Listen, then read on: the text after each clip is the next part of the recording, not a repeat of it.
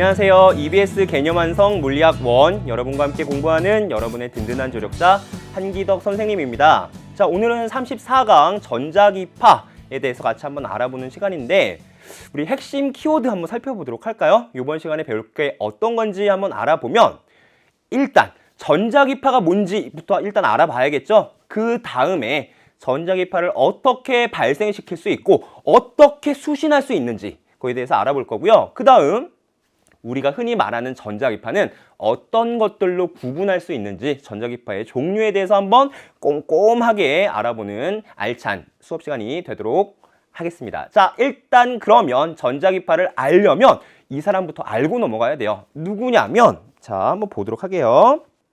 자, 여기 맥스웰이라는 분이 있고요. 그 다음에 헤르츠라는 분이 있습니다. 우리가 배울 전자기파, 전자기학에서 어떤 파생된 그런 개념인데 파동이잖아요. 그렇죠? 전기장과 자기장의 파동을 전자기파라고 하는데 그걸 예측한, 이론적으로 계산해서 전자기파라는 게 존재해야 된다라고 예측한 사람이 바로 이 맥스웰이라는 분입니다. 훌륭한 사람이죠. 그리고 이론적으로 예측했을 뿐만 아니라 우리가 물체를 볼 수 있는, 선생님 옷이 회색이다, 안경이 검은색이다라는 걸 볼 수 있는 그 빛이라는 것도 결국은 전자기파의 일종이다라는 것까지 예측했던 사람이에요. 그렇죠? 훌륭한 사람이고, 그 다음으로 헤르츠, 우리 진동수의 단위가 헤르츠였잖아요. 그게 바로 요 분입니다.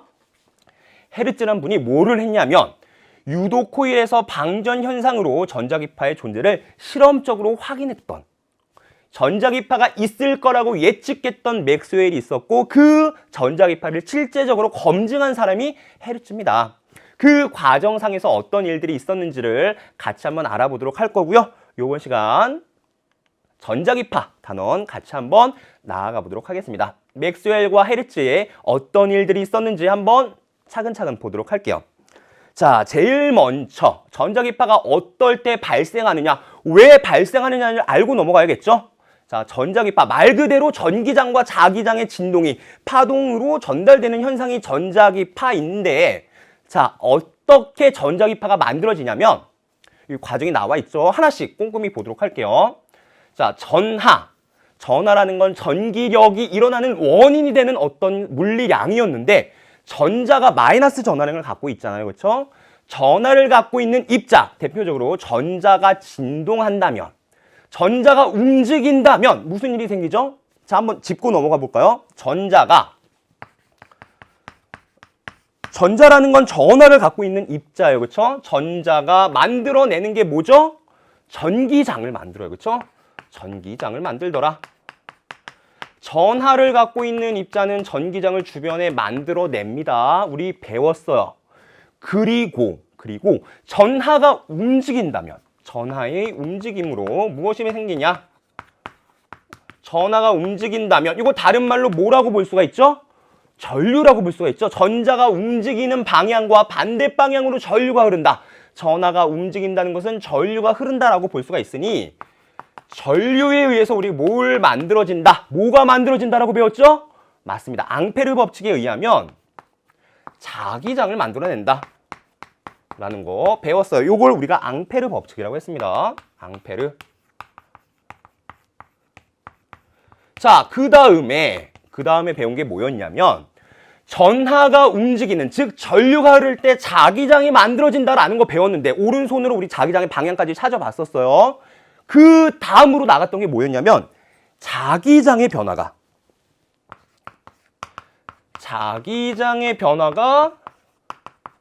무엇을 만들어냈었죠?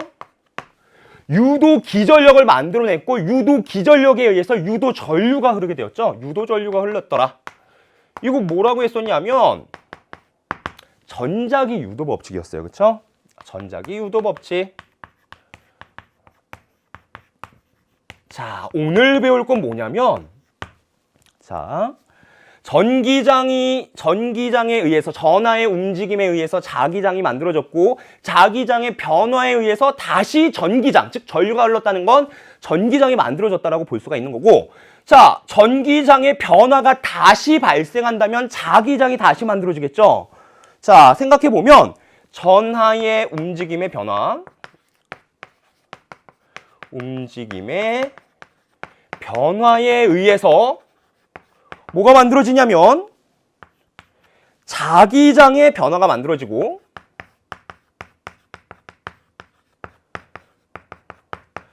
이 자기장의 변화에 의해서 다시 이번에는 전기장의 변화가 만들어지고 전기장의 변화에 의해서 다시 자기장의 변화가 만들어지고 이 과정이 지금 연속적으로도 일어날 수 있겠다라는 생각을 할 수가 있겠죠. 맥스웰이 생각해낸 겁니다. 자, 전하의 움직임이 자기장을 만들더라. 앙페르 법칙이 적용되고 있고 자기장의 변화가 이번에는 전기장을 만들어내더라. 이거는 패러데이, 전자기 유도 법칙으로 설명할 수가 있죠.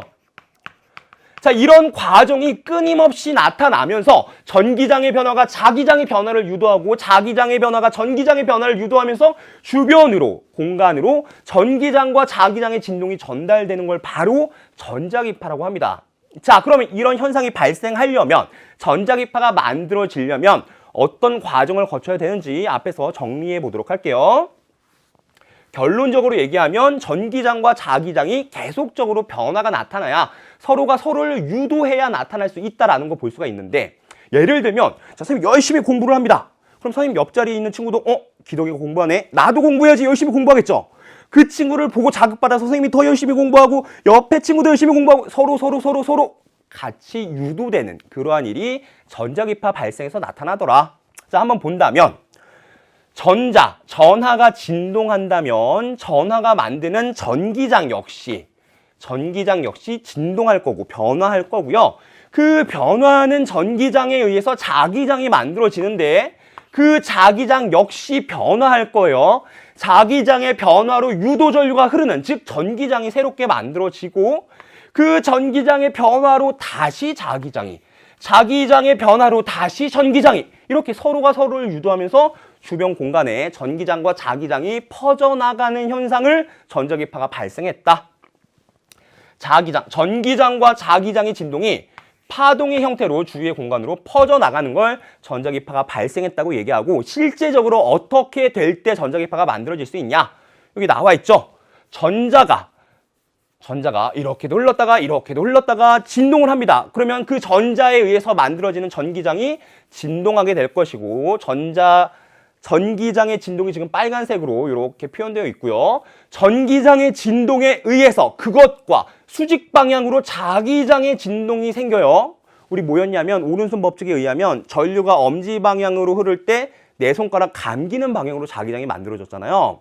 전류의 방향과 자기장의 방향은 지금 수직이란 말이에요. 그렇죠? 전기장과 자기장이 수직으로 서로를 유도하게 되고 그 유도가 공간으로 퍼져나가는, 자, 여기 빨간색이 전기장, 그 다음에 여기에서 파란색이 자기장입니다. 지금 이렇게 자기장, 전기장과 자기장이 서로를 유도하면서 공간으로 퍼져나가는, 즉 전자기파는 이렇게 전달이 되고 있습니다. 자, 그럼 우리 방향을 따져봐야 되는데, 전기장의 진동 방향과 자기장의 진동 방향 수직이고요. 그렇죠? 그 다음에 전자기파의 진행 방향과 전기장의 방향도 수직이에요.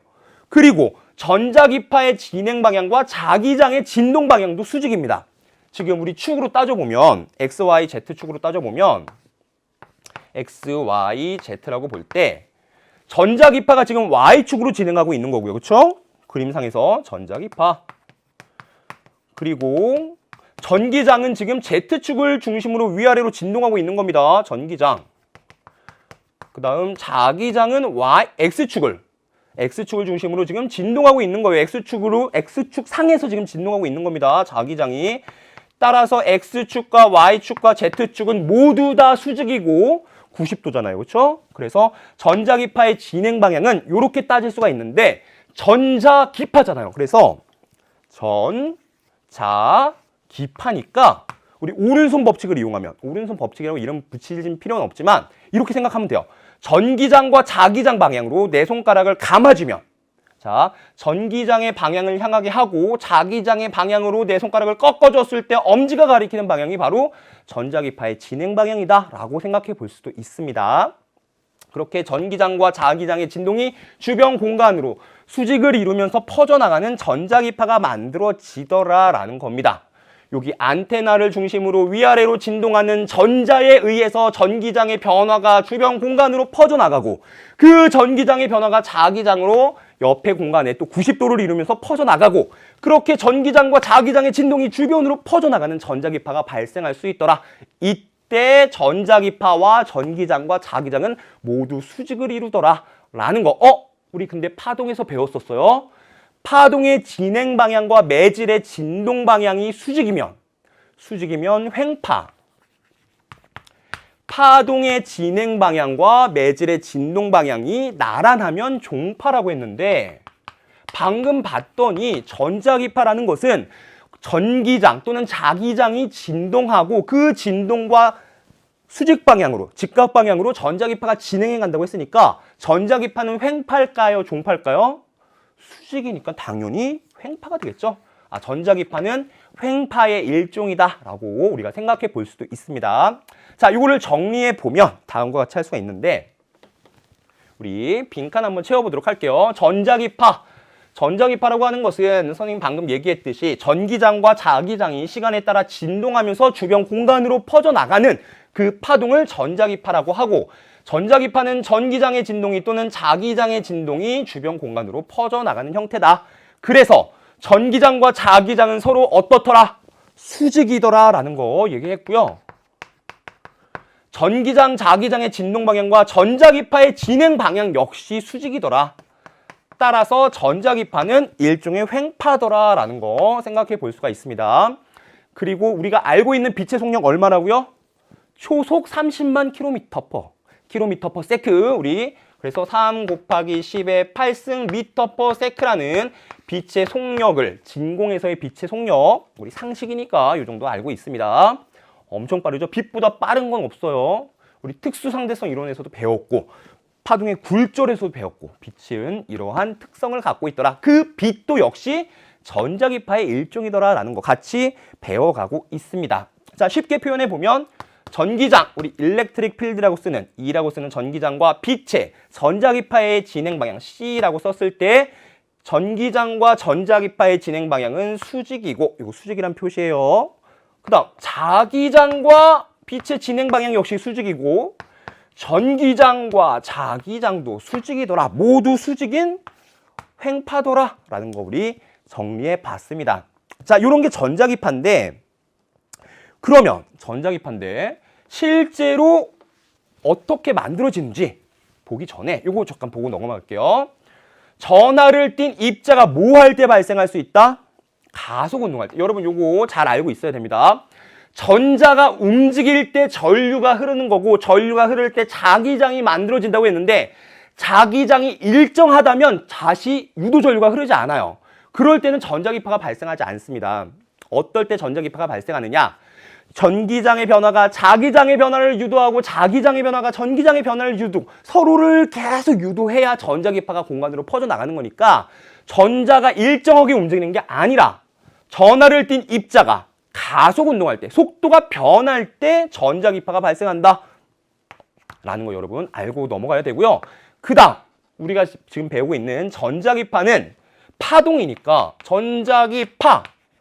파동이니까 사실은 파동성에 대해서 얘기하고 있는 건데 다음 단원에서 배울 광전 효과라는 게 있어요. 광전 효과에서는 빛이 전자기 파동이지만 입자의 성질을 띠기도 한대요. 그걸 우리가 입자성이라고 얘기를 하고요. 지금 배울 전자기 파동적인 성질을 반사, 굴절, 회절, 간섭에 대해서 같이 한번 알아볼 거고요. 반사, 굴절, 회절은 우리 배웠었죠? 앞에서 배웠었고 이번에는 간섭에 대해서 조금 더 자세하게 배우는 그러한 시간이 될 겁니다. 자, 요게 바로 전자기파고요. 자, 그러면 전자기파가 일어나는 건 알았는데 전하를 띤 입자가 가속 운동할 때 만들어진다. 전기장과 자기장의 진동이다라는 건 알았는데 실제로는 어떻게 만들어지냐? 궁금하죠, 당연히. 어떻게 했을 때 전자기파를 만들어낼 수 있느냐라는 건데 방금 얘기했듯이 전자를 진동시키면 돼요. 가속 운동시키면 됩니다. 어떻게 가속 운동시키는지 한번 볼게요. 자, 여기 교류 전원. 교류라는 건 플러스 마이너스가 계속 바뀌는 이런 걸 교류 전원인데 교류 전원을 연결하고 저항과 코일과 축전기 옆에 써줄까요? 여기 C라고 하는 것은 축전기고요. 여기 L이라고 하는 건 코일이에요. 자, 코일과 축전기와 저항을 전원에 연결하면 전류가 흐르는데 그 전류가 일정한 방향으로 흐르는 게 아니라 이렇게도 흘렀다가 반대로도 흘렀다가 왔다 갔다 흐르는 교류 전원을 연결했어요. 그러면 어떤 일이 생기냐 한번 보도록 합시다. 그러면 당연히 전류가 흐르겠죠. 일단 전류가 흐르는데 여기 1차 코일에 흐르는 전류에 의해서 자기장이 만들어지는데 그 자기장의 세기가 어떻게 될까요? 전류가 바뀌니까 자기장의 세기도 바뀌겠죠. 자기장의 세기가 바뀌면 무슨 일이 생긴다? 유도 전류가 흐른다라는 얘기 했었습니다. 자, 보면 전류가 흘러서 1차 코일에 자기장이 만들어지는데 자기장이 그냥 여기에만 생기는 게 아니라 주변으로 퍼져나가죠. 공간으로 자기장이 같이 만들어집니다. 그때 옆에 있는 2차 코일을 지나는 자기장도 변화가 나타나서 자기선속의 변화, 2차 코일에 자기선속의 변화가 생기죠.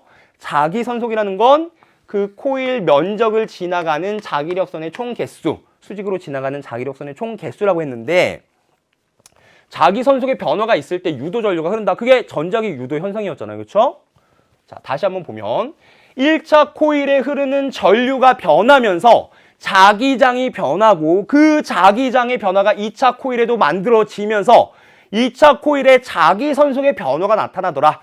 그 자기선속의 변화에 의해서 유도 전류가 흐르게 되고 그 유도 전류도 마찬가지로 계속 바뀌는 자기장이 계속 바뀌는 것처럼 유도 전류도 플러스 마이너스가 계속 바뀌는 유도 전류가 흐르게 되고 그 전류에 의해서 여기 안테나 부분에 플러스가 이렇게 쌓여 있다가 시간이 지나면 전류가 방향이 반대가 되니까 이렇게 쌓여 있다가 이런 식으로 계속 바뀌게 됩니다. 안테나에 쌓이는 전하가 계속 양과 종류가 바뀌게 되면서 무슨 일이 생기냐면 플러스에서 마이너스로 전기장이 만들어지니까 이렇게 전기장이 만들어졌다가 이게 바뀌면 이번에는 마이너스 플러스로 전하의 종류가 바뀌면 이건 그대로네요. 그렇죠? 바뀌면 아래가 플러스 위가 마이너스 이런 식으로 바뀌게 되면 무슨 일이 생기냐? 전기장의 방향이 바뀌는 겁니다. 이렇게. 그렇죠? 즉 전기장의 방향이 계속 바뀌면서 주변 공간의 자기장의 변화를 유도하고 전기장의 변화와 자기장의 변화가 서로를 유도하면서 전자기파가 공간으로 퍼져나가게 되더라. 이게 바로 전자기파를 발생시키는 그 원리입니다. 이 안테나를 이용해서 여기에서의 RLC 회로를 이용해서 전자기파를 만들어낼 수 있더라라는 건데 그 과정을 정리해보면 밑에와 같아요. 자, 같이 한번 봅시다. 교류 전류가 흐르게 되고 전류가 흐르니까 1차 코일의 자기선속, 자기장이 만들어지고 자기선속의 변화가 생겨요. 근데 1차 코일뿐만 아니라 옆에 있는 2차 코일의 자기선속도 함께 변화가 나타나고 변화가 나타났으니 유도 전류가 흐르죠. 유도 기전력이 발생해서 유도 전류가 흐르고 그 전류에 의해서 안테나에 전하가 쌓이는데 그 전하가 플러스 마이너스가 계속 바뀌어요. 그래서 변화하는 전기장이 만들어지고 전기장의 변화가 자기장을 유도하고 자기장의 변화가 전기장을, 전기장의 변화가 자기장을 쫙쫙쫙 해서 전자기파가 만들어지더라. 요런 안테나를 통해서 전자기파를 발생시킬 수 있더라라는 거 여러분 생각해 볼 수가 있습니다. 근데 이때 중요한 거 특정 무엇의 전자기파 발생? 특정 진동수의. 자, 이게 무슨 말이냐면 우리 어디서부터 시작했냐면 교류 전류가 흐르는 것부터 시작했어요. 즉 교류 전원에서 플러스 마이너스가 계속 바뀐다고 했는데 그때의 진동수를 F라고 한다면 F라는 진동수를 갖고 교류 전류가 흐르면 그 F라는 진동수에 맞게끔 유도 전류 저기 자기장이 일단 교류 전원의 진동수가 F라면 그것과 같은 진동수의 자기장이 만들어질 거고 그것과 같은 진동수의 자기장이 2차 코일에도 만들어지면서 2차 코일에 흐르는 유도 전류 역시 같은 진동수의 F를 갖게 됩니다. 같은 진동수를 갖게 돼요. 따라서 유도 전류의 진동수가 F로 같으니 유도 전류에 의한 전기장이 생길 거고 그 전기장의 진동수도 F. 전기장의 변화로 자기장이 만들어지니까 그때 생기는 자기장의 진동수도 F. 발생하는 전자기파의 진동수도 F.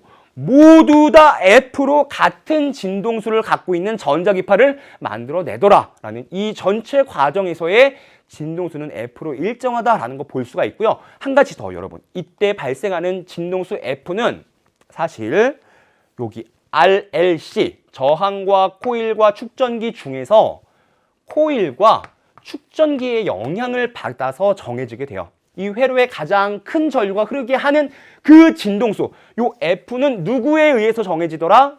저항은 아니고요. 저항은 진동수와 상관없이 그냥 방해하는 녀석이고요. 진동수의 영향을 받는 건 코일과 축전기예요. 그래서 진동수에 영향을 주는 L과 C에 의해서 진동수가 정해지고 그 진동수에 맞는 일치하는 전자기파 F 진동수를 갖고 있는 전자기파가 발생하더라 라는 것까지 여러분 함께 알고 있으면 문제 접근할 때 상당히 도움이 됩니다. 왜 그런지도 접근할 수 있겠죠? 여기서부터 시작됐는데 그 전체 과정에서 진동수는 F로 같은 거예요. 우리 굴절할 때도 진동수는 변하지 않았잖아요. 그렇죠? 같은 진동수로 짜자작 발생을 할 수 있더라라는 거 볼 수가 있고요. 자, 다음으로 볼 건 자, 방금 봤던 그 안테나의 정체를 한번 보도록 하겠습니다. 우리 안테나가 뭐였냐면 방금 판 두 개를 벌려놓은 상태였죠. 정확히 얘기하면 사실 축전기를 벌려놓은 상태인 겁니다. 자, 여기 보니까 교류 전원을 연결하고 코일과 축전기를 연결했는데 이때는 축전기 말 그대로 전환을 쌓는 장치인 거잖아요. 플러스 마이너스가 이렇게 쌓여서 전기장이 이렇게 걸려요.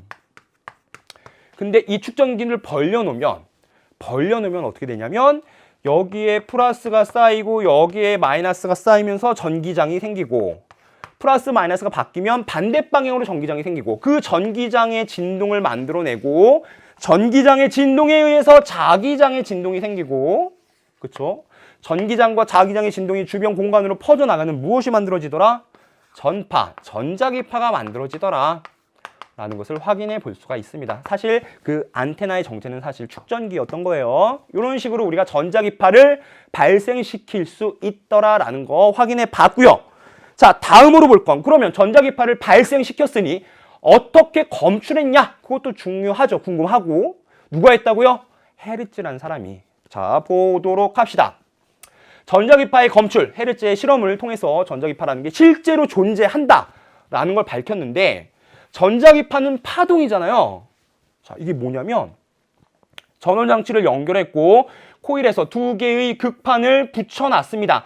약간 떨어뜨려 놨어요. 그러면 전원장치에서 강한 전압을 걸어주면 여기에 플러스가 많이 쌓일 거고 여기에 마이너스가 강하게 쌓이면 어떻게 되냐면 전자가 여기 튀어나가려고 할 거예요. 강한 전압을 걸어줬으니까 전자가 튀어나가게 될 거고요. 전자가 가속 운동할 때 뭐가 발생한다고요? 전자기파가 발생할 수 있다고요. 전자가 튀어나가면서 전자기파가 발생하는데 전자기파는 전기장과 자기장의 진동이라고 했단 말이에요. 자, 강한 전압을 걸어줘서 전자가 튀어나갔고 튀어나간 전자에 의해서 전자의 가속운동에 의해서 전자기파가 발생해서 주변 공간으로 전기장과 자기장의 진동이 퍼져나가고 있고 따라서 여기에 전기장과 자기장의 진동이 지나가고 있는데 자기장의 진동이 지나가고 있죠. 이 원형고리 안을 자기장이 변화하고 있고 그 자기장의 변화로 여기에서는 마치 자석을 넣었다 빼는 것처럼 유도 전류가 흐르게 되죠. 전류가 흐르는데 근데 여기가 끊겨 있네. 끊겨 있죠. 끊겨 있으니 전자가 여기 모여 있다가 강한 유도 기전력, 강한 유도 전류가 흐르려고 한다면 전자가 튀어나갈 거예요.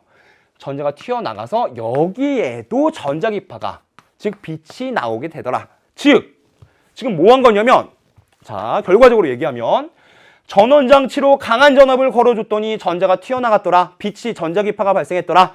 그 전자기파에 의해서 주변에 자기장의 변화, 전기장의 변화가 생겼고 그 자기장의 변화로 고리에 유도 전류가 흐르게 된다.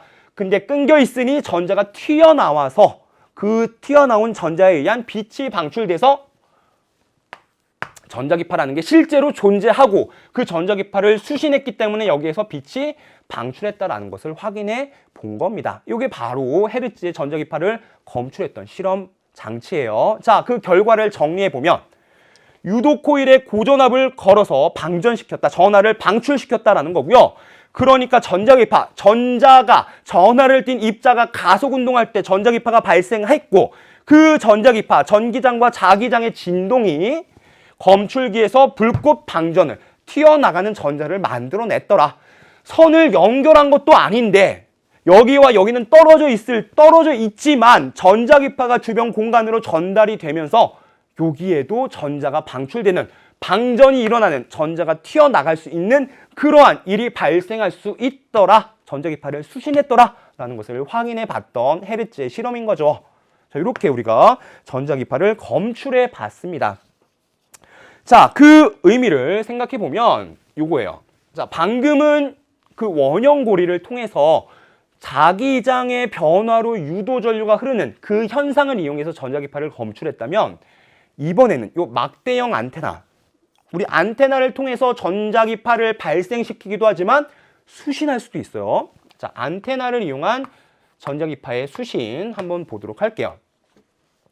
전자기파가 안테나 주변을 지나간다는 것은 여러분 라디오에 안테나 이렇게 빼서 라디오 방송 들을 때 있죠? 그게 이러한 일을 하고 있는 건데 안테나를 길게 뽑아 놓으면 주변에 안테나 주변으로 지나가는 전자기파가 있을 거예요. 다양한 방송들이 전자기파의 형태로 주변의 공간을 지나가고 있을 텐데 그 중에서 이 라디오의 안테나가 잘 수신하는 특정한 진동수가 있어요. 뭐에 의해서 정해진다고 그랬죠? 아까 L과 C에 의해서, 코일과 축전기에 의해서 정해지는 특정한 진동수가 있고 그 진동수에 해당하는 전자기파를 강하게 발생시키기도 하지만 그 진동수를 갖고 있는 전자기파가 올 때 강하게 수신하기도 해요.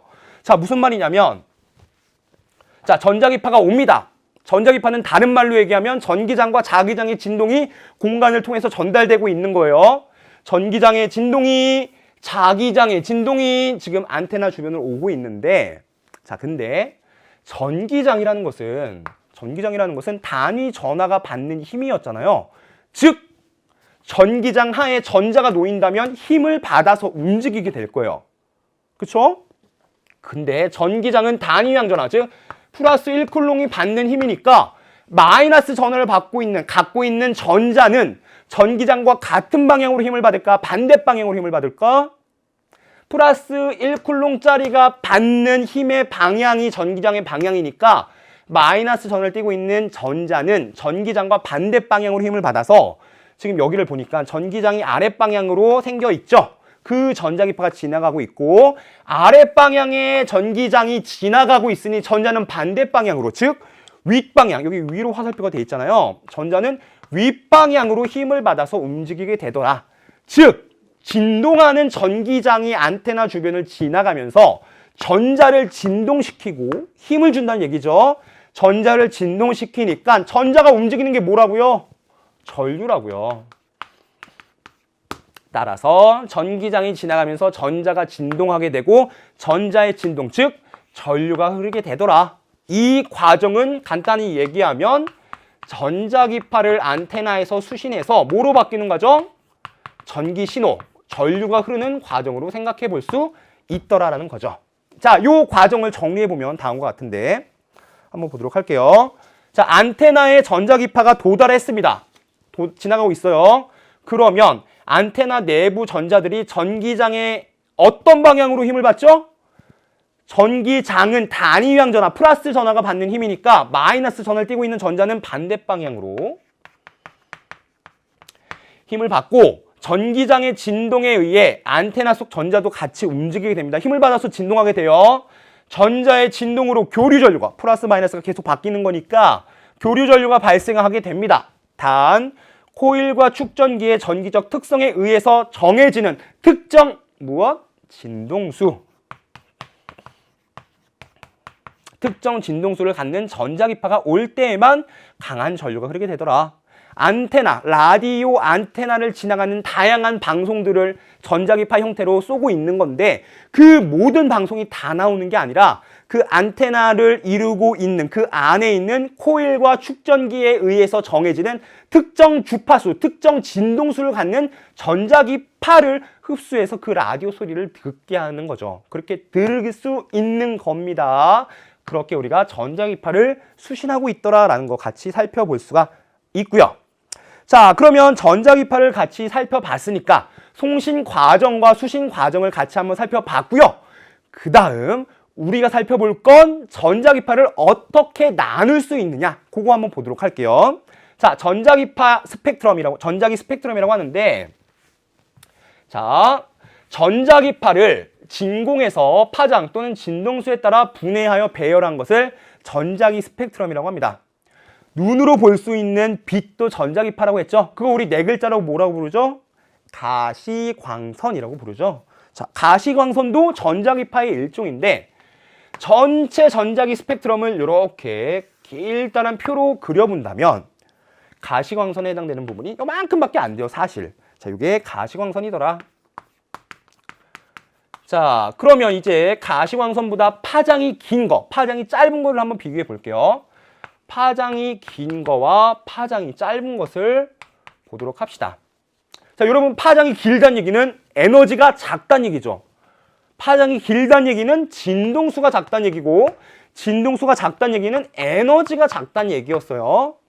기억나시죠? 선생님 칠판 때리면서 막 얘기했었어요. 긴 파장으로 때리면 약하지만 짧은 파장으로 때리면 진동수가 커지면서 강한 에너지를 갖는다 라는 얘기 했었고, 파장이 짧은 빛은, 파장이 짧은 전자기파는 진동수가 크기 때문에 에너지도 크더라 라는 거 봤었고요.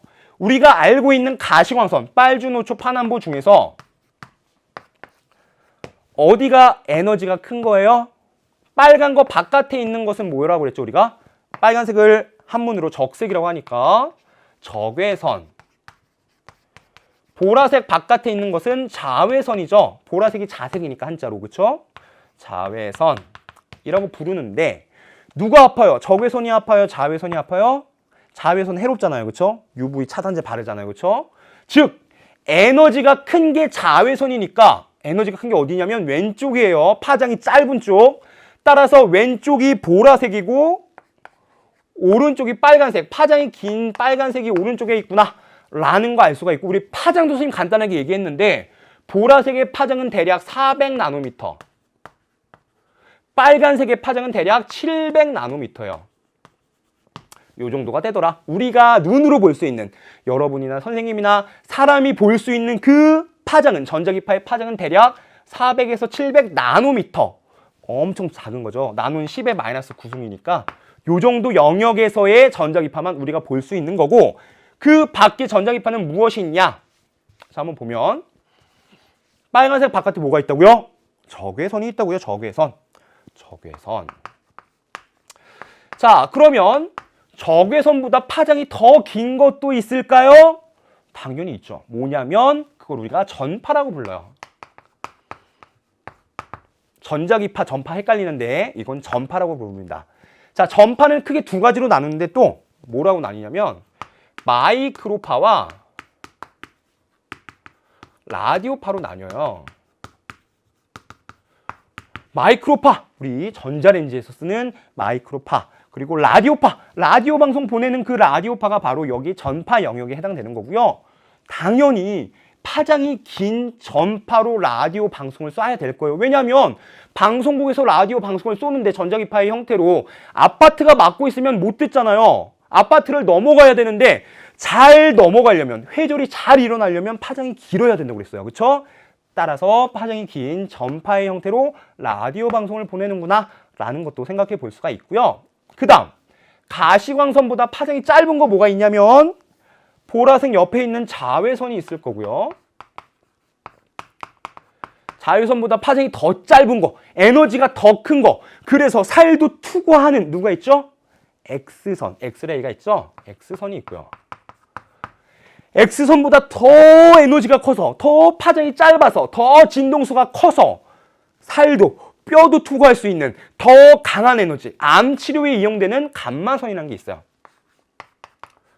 자, 지금 전자기파, 모든 전자기파를 선생님 다 써놓은 거예요. 우리가 보는, 눈으로 볼 수 있는 가시광선으로부터 시작해서 가시광선보다 파장이 긴 영역으로는 적외선 전파가 있고, 전파는 마이크로파와 라디오파로 나뉜다. 그리고 가시광선에서 에너지가 큰, 파장이 짧은 보라색보다 파장이 더 짧은 자외선이 있고, 에너지가 센 거죠. 파장이 짧으니까. 그래서 자외선 해롭다고 했어요. 자외선보다 더 강한 X선, X선보다 더 강한 감마선이 있더라 라는 거. 감마. 이렇게 확인해 볼 수가 있습니다. 자, 이 전자기파가 이렇게 많은데, 이렇게 많은 전자기파 어디에 사용하고 있느냐? 간단히 하나씩만 볼까요? 감마선 방금 어디에 쓸 수 있다고 그랬죠? 에너지가 커서 우리가 세포에 있는 죽은 세포가 암세포인 거잖아요. 그 암세포를 치료하는 데 쓰이는 감마선, 암치료에 쓰이게 되고요. X선 어디에 쓰이죠? 갈비뼈 부러졌을 때 엑스레이 사진 찍죠. 우리 X선 촬영, 즉 뼈 촬영, 갈비뼈 영상 이런 거 찍을 때 X선을 촬영합니다. 자, 그 다음에 자외선 어디에 사용할까요? 자외선은 위조 지폐를 검사할 때 쓰여요. 뭐냐면 여러분 지폐 10,000원권, 50,000원권 있죠? 거기에 자외선을 쪼여주면 무슨 일이 생기냐면 자외선을 흡수한 우리 지폐에 있는 형광 물질이 있는데 그 형광 물질은 자외선을 흡수해서 가시광선을 방출해요. 그래서 자외선을 흡수해서 가시광선을 방출하는, 즉 밝게 빛나는 부분이 있으면 그거는 위조 지폐가 아니고 진짜 지폐인 거예요. 자, 자외선 어디에 쓰이냐면 다양한 데 쓰이지만 위조 지폐 검사에 쓰이고, 적외선도 위조 지폐 검사하기도 합니다. 자, 적외선은 어디에 쓰이냐면 어디에 쓰이죠? 적외선은 맞아요. 우리 열화상 카메라 이런 데 쓰여요. 우리 TV에서 예능 같은 거 볼 때 밤에 잠자는 모습, 대화 나누는 모습 화면으로 볼 때가 있죠. 가시광선은 깜깜해서 아무것도 안 찍혀요. 그러나 사람 몸에서 나오는 파장이 긴, 에너지가 작은 전자기파를 적외선 카메라로 찍으면 그걸 확인할 수가 있고, 그걸 이제 시각화해서 우리가 예능에서 볼 수가 있는 거죠. 그게 바로 적외선, 열화상 카메라인 거고, 그 다음에 마이크로파는 어디에 쓰이냐면 방금 얘기했듯이 전자레인지. 전자레인지의 물 분자가 마이크로파와 진동하면서 물이 떨리면서 음식이 데펴지는 겁니다. 그 다음 라디오파, 라디오 방송, 그리고 TV 방송 이런 것들이 전자기파의 형태로, 특히 전파 중에서 라디오파 형태로 전송이 되고 있더라라는 전자기파의 스펙트럼을 파장별로, 진동수별로, 에너지별로 구분해 봤습니다. 자, 잠깐 쉬었다가 전자기파에 대해서 다시 한번 세부적으로 나눠보도록 할게요.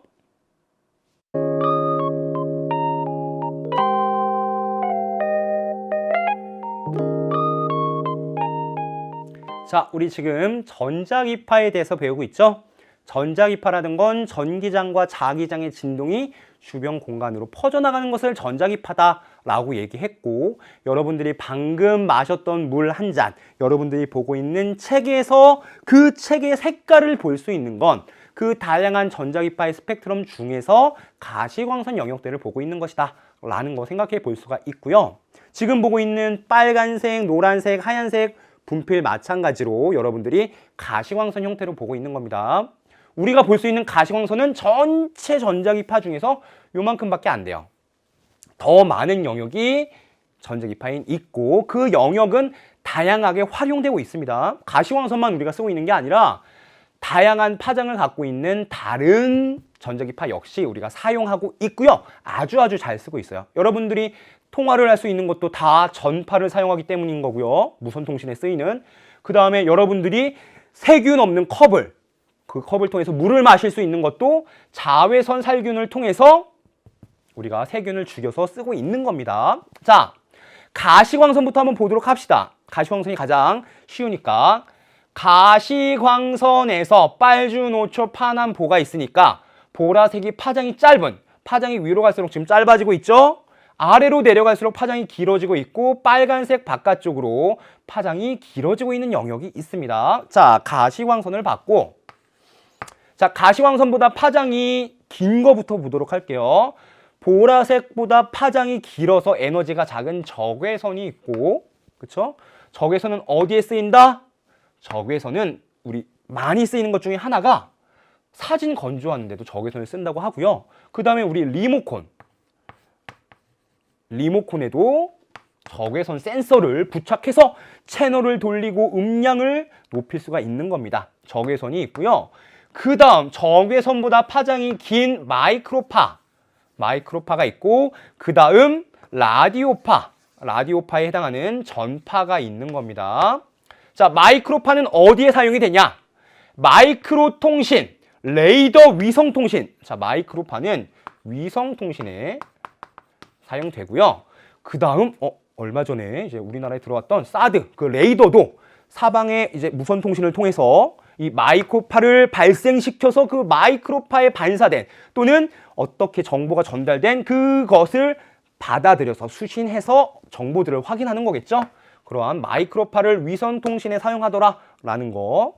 그 다음 전파 중에서 라디오파, 마이크로파보다 파장이 긴 라디오파는 휴대전화, TV방송, 라디오 방송, 그 다음에 선박 또는 이런 것들, 다양한 휴대전화 등등에 우리가 사용하고 있더라. 무엇을? 라디오파를. 그리고 지금 여기는 가시광선보다 파장이 긴 영역을 봤고요. 가시광선보다 파장이 짧은, 즉 보라색보다 파장이 짧아서 에너지가 큰 자외선을 본다면, 자외선, 해로와요 너무 강하니까 자외선은 살균 작용이 있어서 에너지가 세니까 세포를 죽여요. 그래서 불필요한 세균을 죽여서 우리 컵 같은 걸 소독하는 데 사용되더라. 그리고 X선을 이용해서 우리가 갈비뼈를 찍어보기도 하고 어디 다친 데는 없나 확인해 보는 X선 사진에 활용하고, 그 다음 감마선 역시 에너지가 X선보다 더 강해서 그러한 투과력이 높은 전자기파의 일종이다라는 거 확인해 볼 수가 있습니다. 자, 파장에 따라 전자기파를 구분시켜 볼 수 있어야 되고요. 여러분들 이렇게 쭉 써볼 수 있어야 됩니다. 뭐 이 세세한 것까지는 몰라도 되지만 가시광선보다 파장이 긴 거 누구 있고 파장이 짧은 거 누구 있다. 그리고 그 각각의 전자기파는 어떤 특징이 있고 어디에 활용하고 있다라는 거 정도만 여러분 딱 정리해 놓으면 이 파트는 쉽게 끝낼 수 있습니다. 자, 한번 보도록 할게요. 일단 전자기파 중에서 파장이 제일 긴 영역에 속하는 전파부터 한번 보도록 할게요. 이거 전파 만원경이죠. 우주에서 오고 있는 다양한 전파들을 수신해서 우주의 정보를 분석하고 깊은 지식을 알아보는 전파 만원경을 나타내고 있는데, 전파라는 게 무엇이냐? 전파라는 건 마이크로파와 라디오파를 전체적으로 합쳐서 부르는 말인 거고요. 전파는 적외선보다 파장이 긴 영역대를 얘기하더라 라는 겁니다. 그러면 전파를 어떻게 발생시킬 수 있냐? 우리 전파를 어디에 이용한다고 그랬냐면 방금 얘기했듯이 라디오, TV 같은 무선 통신에 사용한다고 그랬어요. 라디오, TV 같은 무선 통신에 사용하려면 아까 전자기파가 발생시켰을 때 뭐라고 그랬냐면 코일과 축전기에 의해서 정해지는 특정한 진동수가 있고 그 진동수에 해당하는 전자기파를 발생시켜 안테나를 통해서 발생시켜서 우리가 그 라디오 방송을, TV 방송을 수신할 수 있더라라는 얘기 했었죠. 이런 데 활용할 수가 있으니까 발생 어떻게 할 수 있다고요? 코일, 축전기, 진동 회로를 구성해서 그 코일과 축전기의 전기장의 진동으로 자기장의 진동을 만들고 그 전기장, 자기장의 진동이 전자기파가 되어서 발생해서 우리가 라디오나 TV를 수신할 수 있더라라는 겁니다. 이게 바로 전파를 얘기하고 있는 겁니다.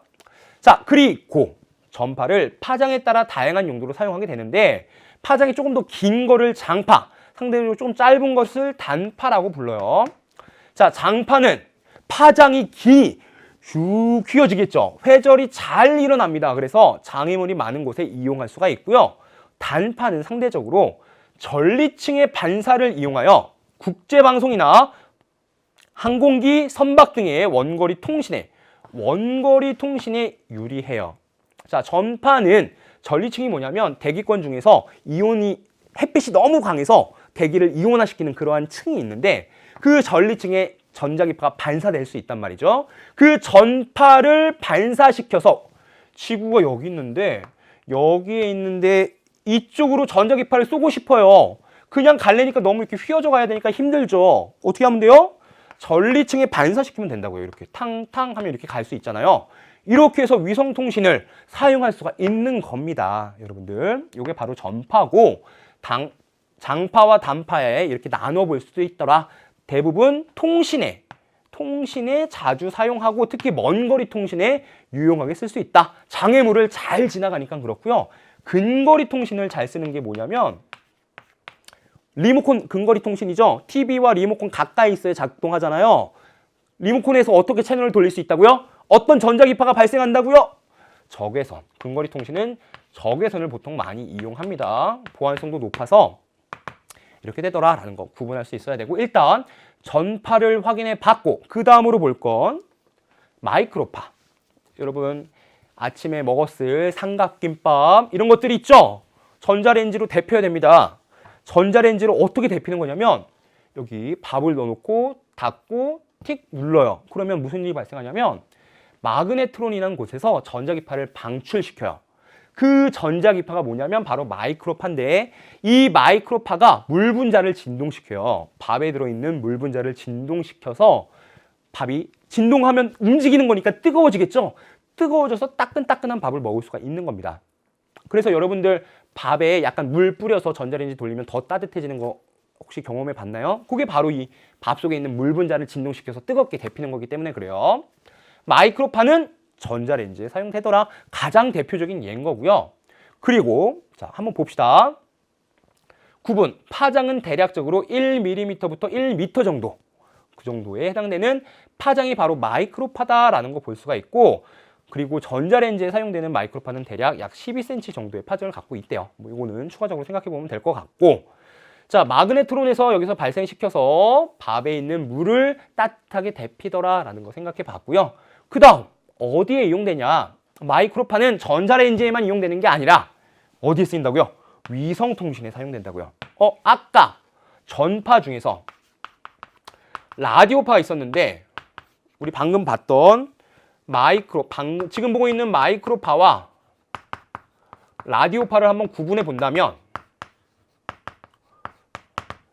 마이크로파, 지금 이 마이크로파는 방금 본 전자레인지랑 위성통신에 사용돼요. 그리고 라디오파는 라디오나 TV, 그리고 무선통신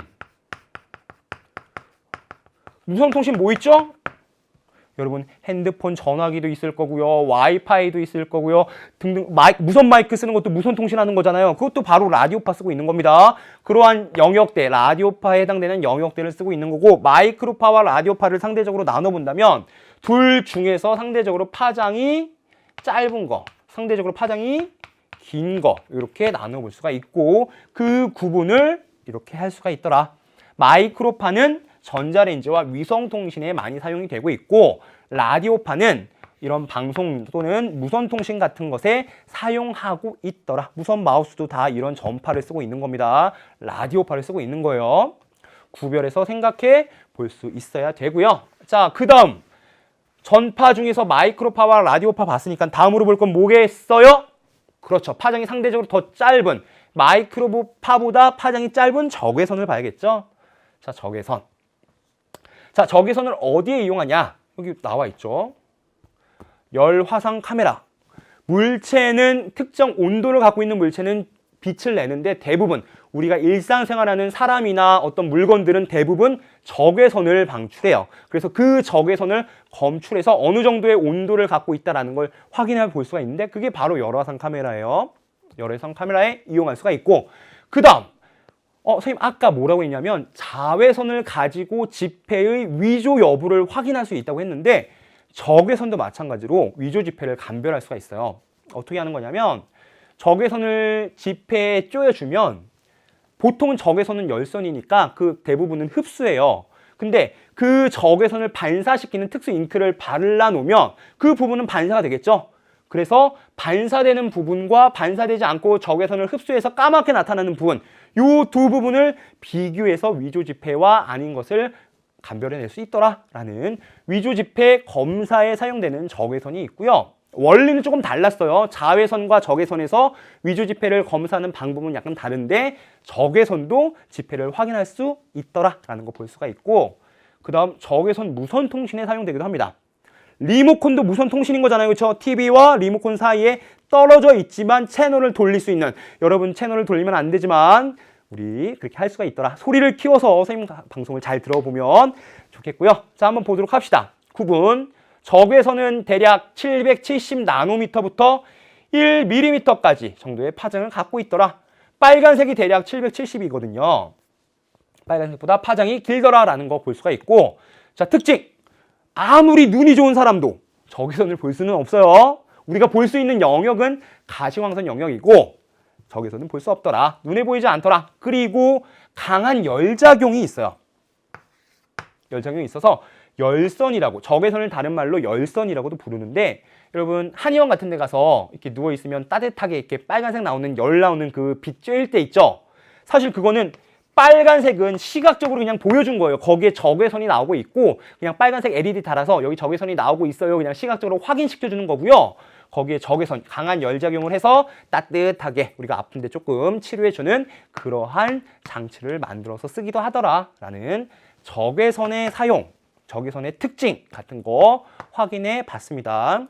전체적인 전자기파를 구분해 봤었고 이번에는 하나씩 꼼꼼하게 보고 있는 중이거고요. 적외선 봤으니까 다음으로 파장이 짧은 거 누구예요?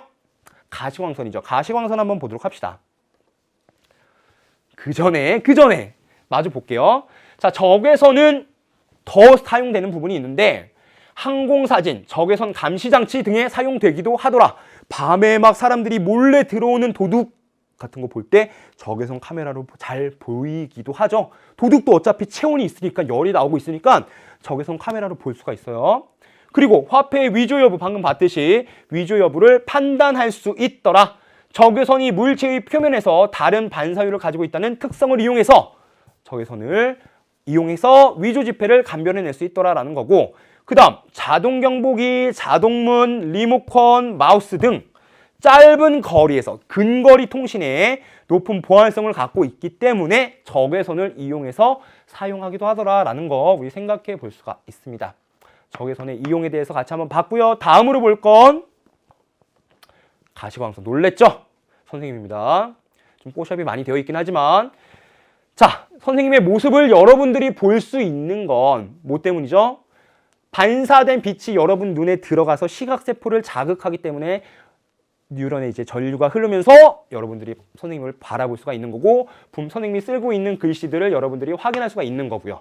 이러한 일들이 벌어지고 있는 건데 우리 눈으로 볼 수 있는, 인지할 수 있는 그 영역대의 전자기파를 가시광선이라고 부르더라.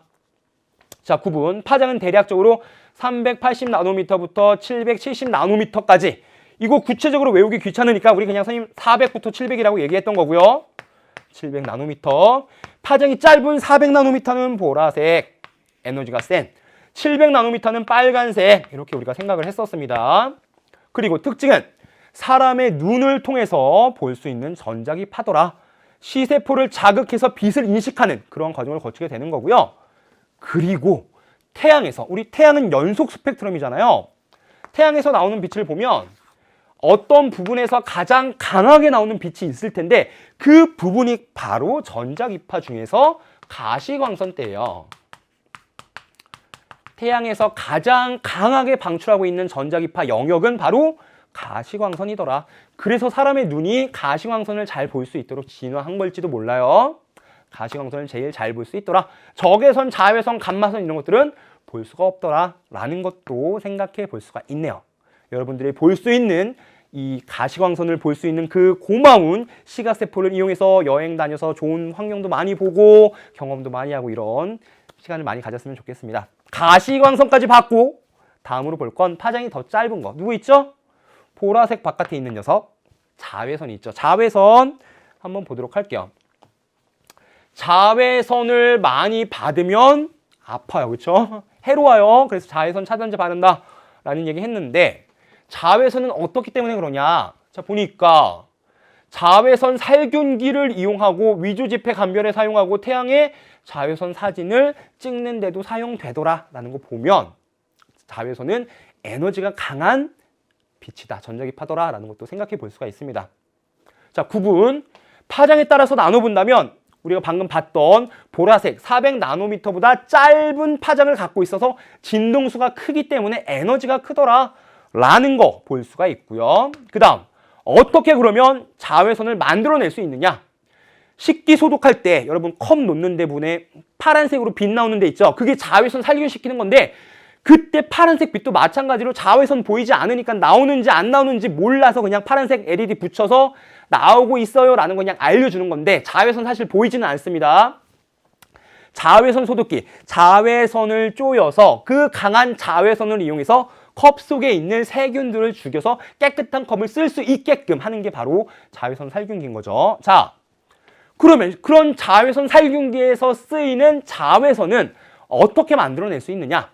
방법을 보면 형광등과 같이 수은기체가 들어있는 관에 아크방전을 일으켜서 자외선을 발생시킬 수 있더라. 선생님 아까 위조지폐를 검사할 때 어떻게 검사할 수 있냐고 얘기했냐면 자외선을 쪼일 때 그 자외선을 흡수하는 형광물질이 있다고 그랬고 그 형광물질은 자외선을 흡수해서 가시광선을 방출해서 눈에 이렇게 보이는 거예요. 자, 보면 자, 우리 빛이 왜 나오는 거냐면 전자가 위로 올라가려면 에너지 준이 높은 쪽으로 올라가려면 빛 에너지를 흡수해야 되고 밑으로 떨어지면 빛 에너지를 방출해야 되죠. 이때 방출하는 빛이 가시광선이라는 건데 자, 여기 보면 전자가 자외선을 흡수해서 여기까지 올라갔고요. 자외선 흡수. 그 다음에 여기까지 내려오는 게 아니라 그 위에 있는 에너지 준위로 떨어지면서 가시광선을 방출하는 거예요. 형광물질이 이런 역할을 하는 겁니다. 그래서 자외선을 흡수하고 가시광선을 방출하기 때문에 위조지폐를 확인해 볼 수 있더라. 그러면 이만큼을 떨어뜨리게 하면 자외선을 발생시킬 수도 있겠네요. 그렇죠? 그런 식으로 자외선을 만들어낼 수 있다라는 거 생각해 볼 수가 있고 다음으로 특징. 눈에 보이지 않습니다. 아무리 눈이 좋아도 선생님이 안경을 쓰고 있더라도 자외선은 보이지 않아요. 사람이 볼 수 있는 건 400부터 700나노미터 정도의 가시광선 영역대라고 했으니까 자외선은 볼 수가 없더라. 다음, 생체 조직을 파괴할 만큼 큰 에너지를 갖고 있어서 자외선 차단제 잘 바르고 다녀야 됩니다. 그래서 살균용 소독기, 세균을 죽이는 살균용 소독기에 사용하고 방금 얘기했듯이 형광물질을 만나면 가시광선을 방출하기 때문에 우리가 위조지폐를 검출하는데 또는 보석을 감정하는데 또는 범죄 수사, 곰팡이 검출, 위조지폐 감별 이런 데에 사용할 수 있더라라는 거 볼 수가 있어요. 여러분 햇빛 많이 쬐면 좋아요, 안 좋아요? 물론 일부 비타민 D를 합성시켜서 좋아지는 부분도 있지만 너무 많이 햇빛을 쬐면 자외선이 강하기 때문에 안 좋죠. 해롭습니다. 그래서 선생님이 어리석게도 중학교 때 자외선 살균시킨다고 햇빛에 너무 강하게 노출되어 있어서 지금 이렇게 됐지만 여러분들은 햇빛 좀 차단시키면서 다닐 수 있었으면 좋겠고요. 자외선 봤으니까 다음으로 센 거 누구 있죠? X선. 자, X선. 봅시다. 자외선은 받고 X선은 어떻게 방출시키느냐? 더 강한 에너지를 갖고 있는 X선은 다음과 같이 발생시킨대요. 진공관에서 고속의 전자가 무거운 원자랑 충돌하게 되면 발생할 수 있더라. 우리 전자기파가 어떨 때 방출할 수 있냐고 했냐면 전자가 전하를 띤 입자가 가속 운동할 때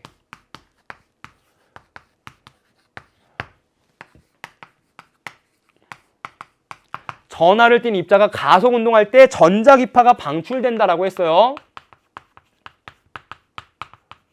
그렇죠? 그래서 지금 전자를 가속시켜서 무거운 원자핵과 충돌시키면 빠르게 달려고 있던 전자가 멈추게 되는 거니까 속도 변화, 즉 가속도가 생기는 거고 이때 방출되는 X선을 우리가 쓸 수 있더라라는 겁니다.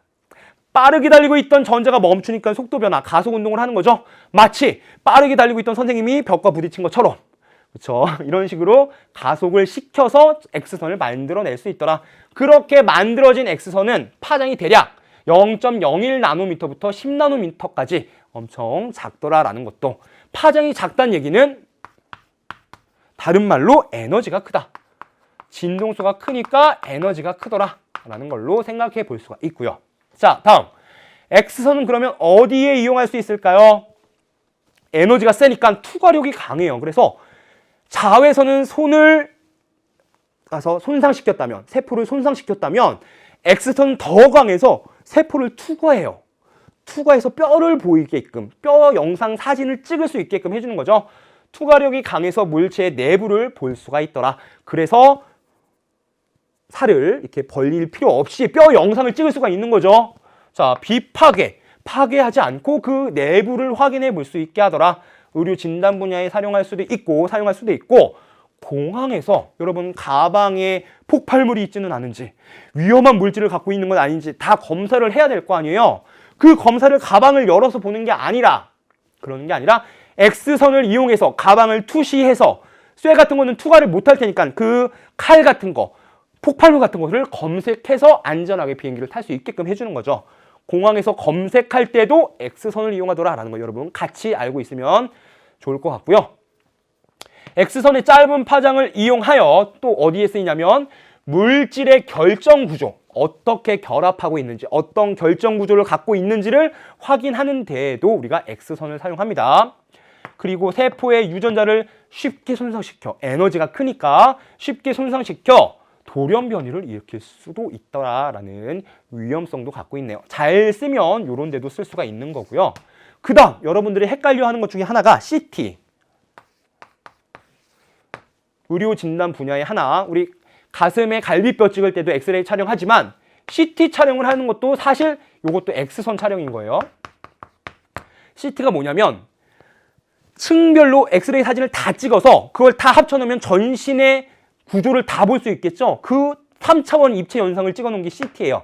X선 촬영을 모든 부분을 다 하면 인체의 모든 구조를 쫙쫙쫙쫙쫙쫙 하면 모든 부분에 해당되는 X선 영상을 볼 수가 있고 그 영상을 이용해서 의료 진단을 활용할 수 있더라. CT도 X선 촬영을 하는 것이더라 라는 거. 근데 MRI 여러분들이 헷갈렸는데 MRI는 X선 촬영을 하는 게 아니라 이거는 자기장 걸어줘서 몸에 있는 분자의 진동으로 전자기파를 방출시켜서 그 검색을 하는 거기 때문에 이거는 X선 촬영이 아니더라. CT는 X선을 여러 개 찍어 놓은 거 겹쳐 놓은 거더라 라는 거 구별해 줬으면 좋겠습니다. 자, X선 촬영까지 봤고요. X선까지 봤고 다음으로 X선보다 에너지가 강한 감마선. 감마선은 무엇이냐 한번 보도록 할게요. 지금 이게 뭐냐면 감마선을 이용해서 암세포를 죽이는 그러한 감마선 나이프라는 장치입니다. 자, 한번 보면 감마선은 에너지가 엄청 크기 때문에 어떨 때 만들 수 있는 거냐면 원자핵이 붕괴하는 그 과정에서 방출하는 게 바로 감마선이더라라는 거 생각해 볼 수가 있습니다. 강한 에너지가 필요하기 때문에 이런 과정에서 나오게 되는 거고요. 자, 그러면 이 감마선을 어디에 이용할 수 있느냐?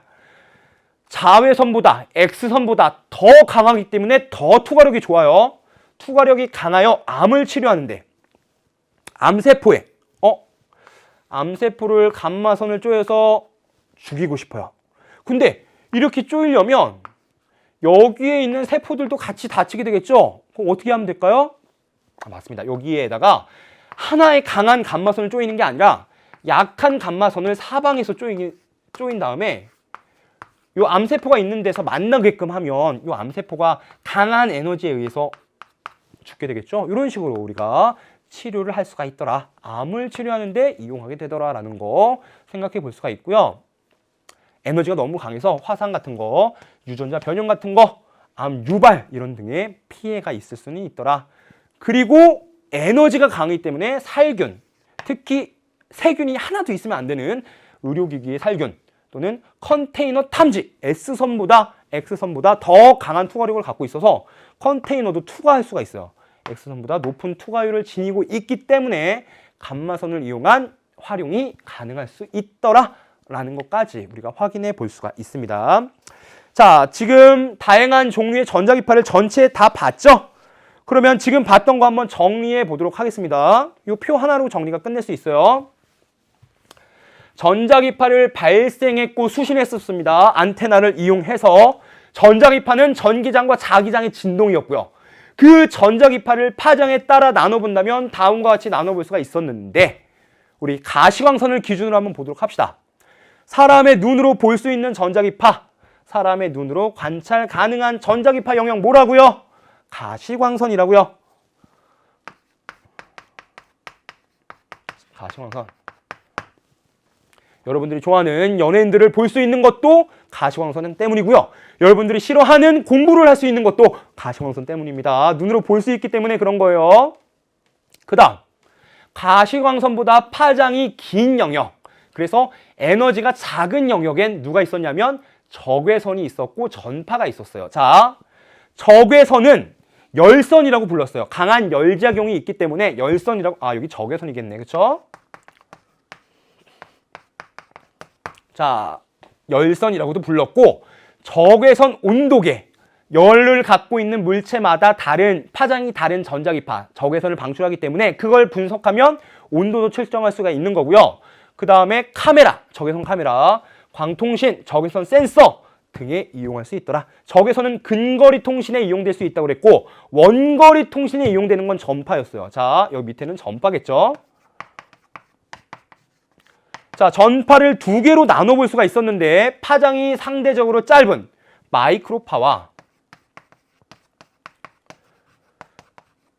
전자기파 영역 중에서 파장이 제일 긴 라디오파, 이렇게 나눌 수도 있다. 근데 이 두 개를 그냥 합쳐서 전파라고 부른다라는 거.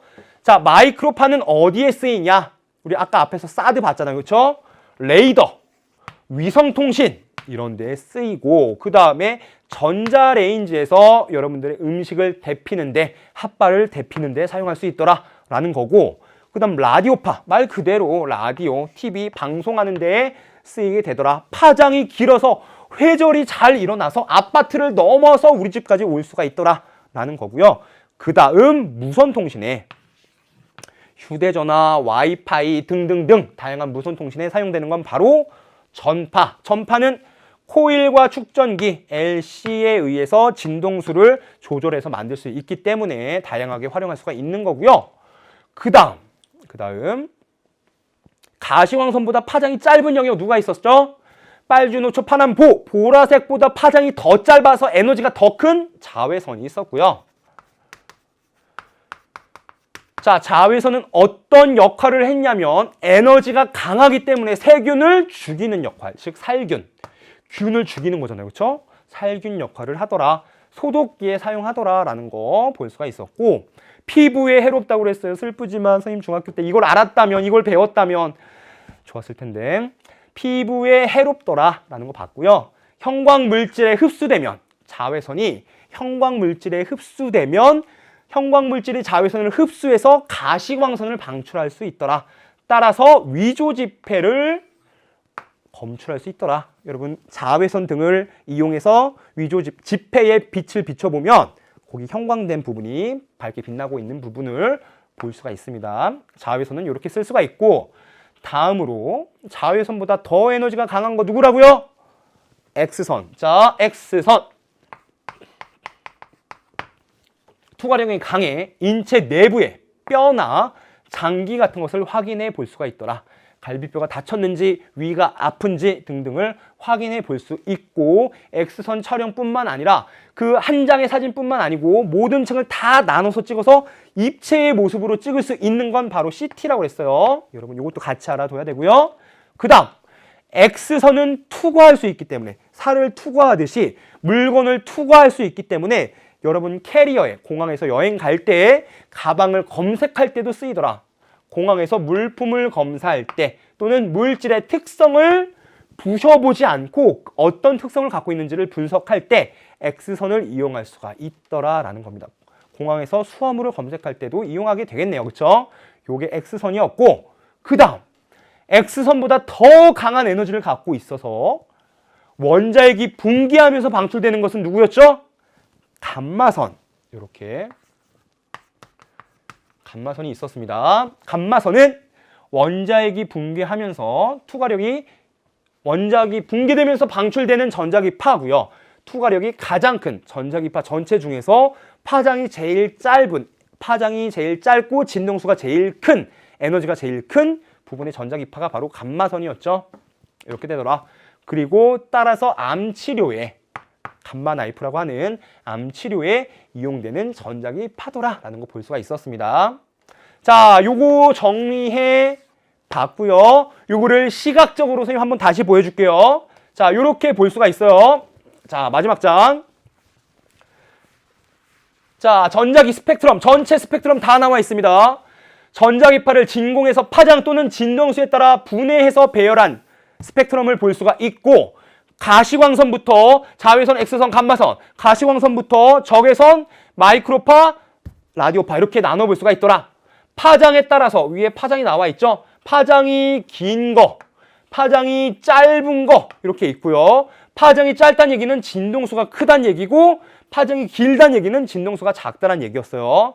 파장이 큰 것은 진동수가 작은 거고, 파장이 긴 것은 진동수가,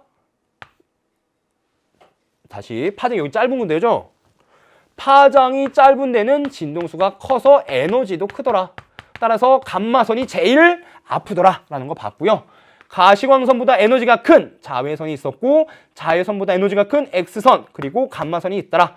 감마선은 우리 암치료에 이용이 됐었고, X선은 X선 사진 찍는데 이용이 됐었고, 자외선은 소독할 때, 살균할 때 이용이 되더라 라는 거 봤고요.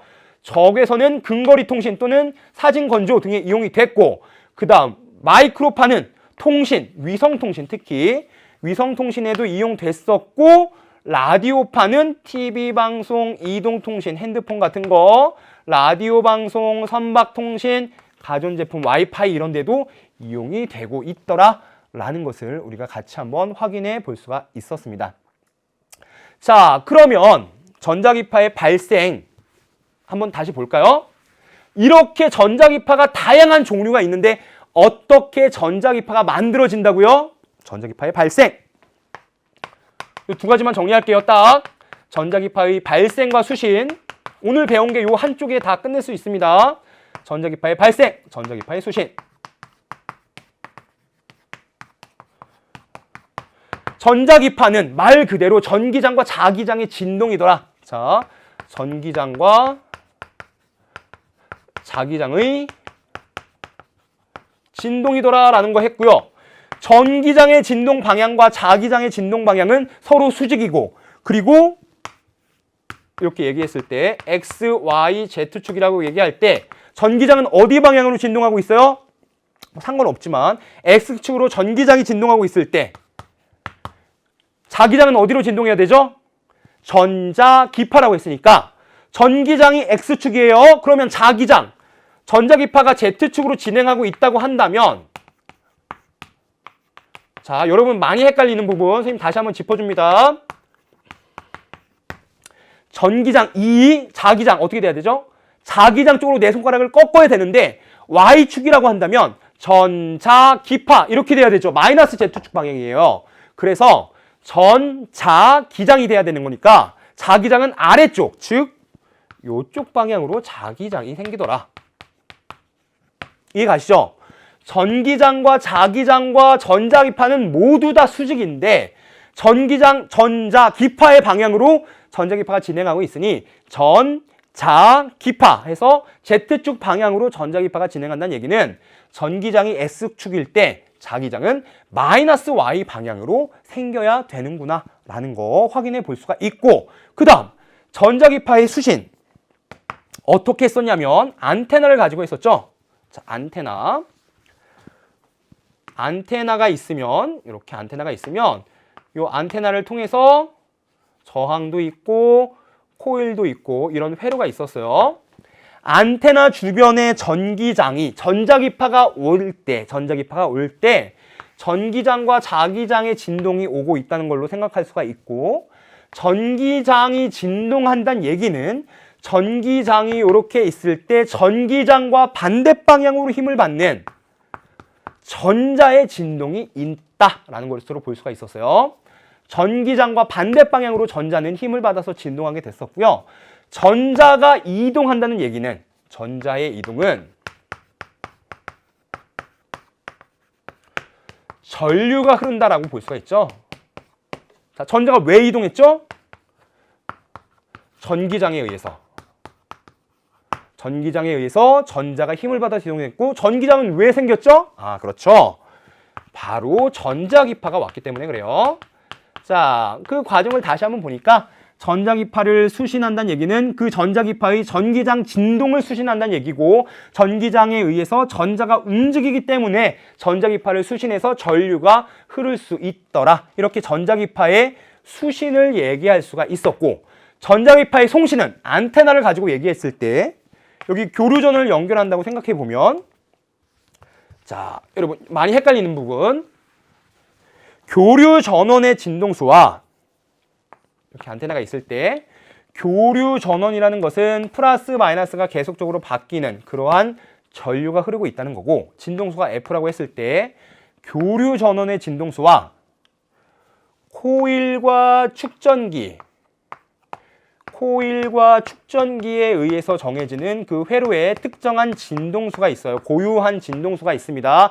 그 진동수가 같을 때 이 회로에 강한 전류가 흐르게 되는 거고, 플러스 마이너스로 전류가 흐른다는 얘기는 전하가 축전기에 쌓였다는 얘기고, 전하가 쌓였다는 얘기는 그 전하가 만들어낸 전기장이 있다는 얘기겠죠. 그 전기장이 일정하면 문제가 되지 않지만 전기장이 바뀐다면 전기장이 만드는 자기장도 변하게 되고, 그 자기장의 변화로 다시 전기장의 변화가 다시 자기장의 변화를 유도하게 돼서 전기장과 자기장이 계속적으로 변하는 전자기파가 되어 공간을 퍼져나가게 되더라. 이게 바로 전자기파의 원리였습니다. 자, 오늘 배운 거 전자기파가 무엇인지 맥스웰과 맥스웰과 이론적으로 예측했던 그 전자기파와 헤르츠가 실험적으로 안테나를 이용해서 검출했던 그 전자기파의 수신 과정 또는 발생 과정을 살펴봤고요. 그 다음으로 본 건 전자기파를 스펙트럼에 따라서 나눠봤었어요. 가시광선으로부터 시작했던 그 전자기파 파장에 따라서 제일 긴 부분 전파, 그 다음 적외선, 가시광선, 자외선, X선, 감마선으로 이렇게 전자기파 스펙트럼 전체 영역을 분석해 볼 수가 있었고, 그 각각의 영역 전자기파의 특성에 따라서 우리가 일상생활에서 어떻게 이용할 수 있는지 같이 한번 살펴봤습니다. 오늘 배웠던 전자기파를 활용해서 다음 시간에는 전자기파를 어떻게 파동의 간섭과 중첩에 대해서 같이 한번 알아보는 시간을 갖도록 할게요. 자, 여러분 1시간 동안 수고 많았고요. 다음 시간에도 열심히 공부해 보도록 하겠습니다. 자, 다음 시간에 뵐게요. 안녕.